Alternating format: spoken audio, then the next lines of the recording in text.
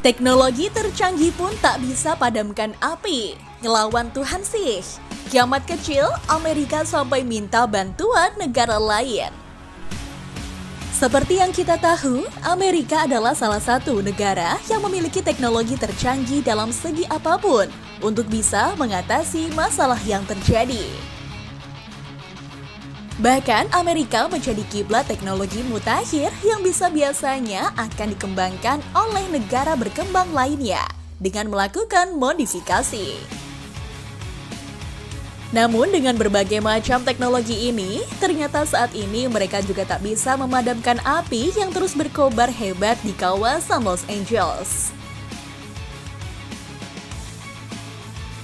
Kebakaran hutan besar di California dan Los Angeles yang terjadi di Amerika Serikat hingga kini belum bisa dipadamkan. Meskipun Amerika Serikat memiliki teknologi pemadam kebakaran canggih, namun tak bisa diandalkan.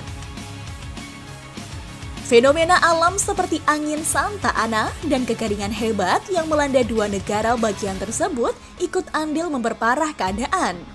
Oleh karena itu, memiliki alat pemadam kebakaran yang handal menjadi langkah penting untuk mencegah dan mengatasi situasi darurat.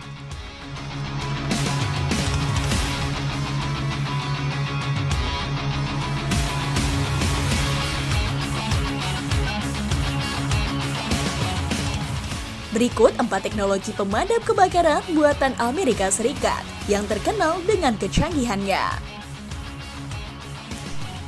1. Portable Fire Extinguisher with Improved Operation.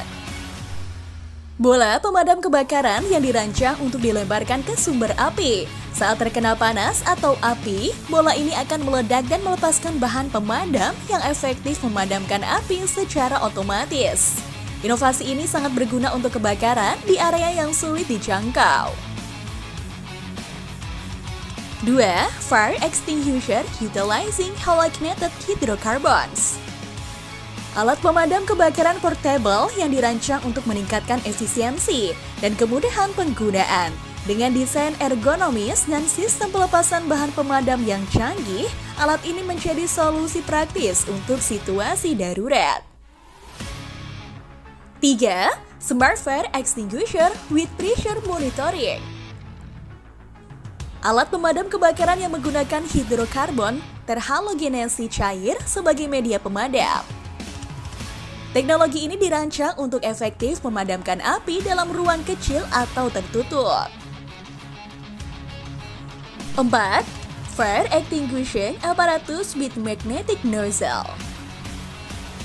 Alat pemadam dengan fitur tambahan anti penyumbatan, serta kecerdasan buatan yang dapat mengidentifikasi lokasi dan status pemadam, yang dapat diakses melalui komputer atau perangkat pintar seperti ponsel atau tablet. Dilengkapi dengan nozzle magnetik, alat pemadam kebakaran ini menawarkan kemudahan penggunaan dan efisiensi penyimpanan. Desain inovatifnya membuat sangat praktis digunakan dalam situasi darurat.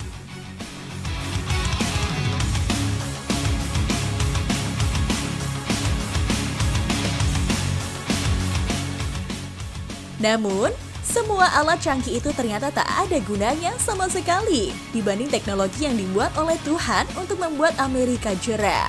Sebab tercatat semua tempat sudah rata dengan tanah. Bahkan jumlah korban tewas akibat musibah kebakaran di Los Angeles, Amerika Serikat dan sekitarnya bertambah menjadi 16 orang. Angin Santa Ana tak kunjung mereda, bahkan diperkirakan berembus hingga 110 km per jam. Upaya pemadaman api terus menghadapi hambatan.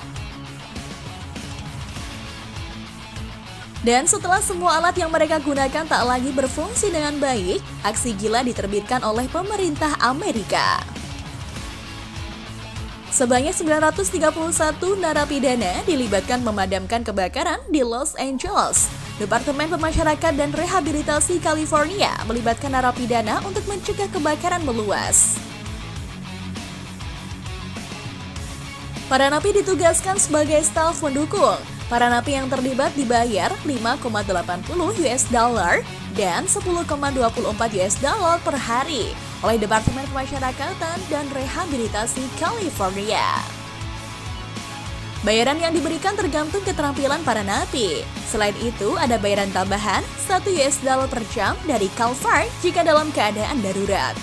Para napi kebanyakan menerima 2 hari tambahan libur dari hukuman mereka setiap kali bekerja.